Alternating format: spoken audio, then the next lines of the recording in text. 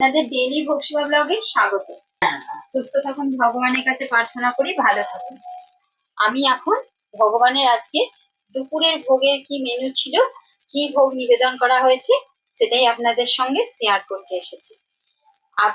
আমরা একসাথে সবাই মিলে দেখি আজকে ভগবানের দুপুরের ভোগের মেনু।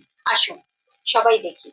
এই যে এখানে আছে বাটি চাপা ভাত ভগবানকে নিবেদন করা হয়েছে, সঙ্গে এখানে সন্ধ্যব লবণ দেওয়া হয়েছে।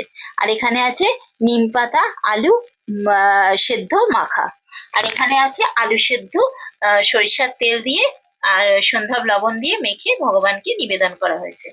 আর এখানে আছে ছোলা আর মুগ কড়াই সেদ্ধ, যেটা সন্ধ্যব লবণ দিয়ে এখন দেওয়া হয়েছে, ভগবানকে নিবেদন করা হয়েছে। আর এখানে আছে আজকে পোস্তটা আজকে কাঁচা লঙ্কা দিয়ে করা হয়নি, এটা হচ্ছে গোটা যে শুকনো লঙ্কা ওইটা দিয়ে আজকে পোস্ত করে ভগবানকে দুপুরের ভোগে নিবেদন করা হয়েছে।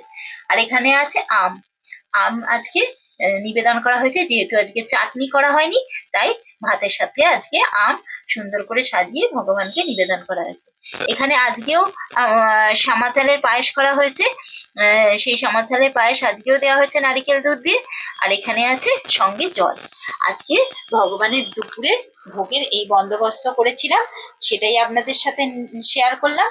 ভগবানের দুপুরের ভোগ আজকে কেমন ছিল আপনারা কমেন্টের মাধ্যমে জানাবেন।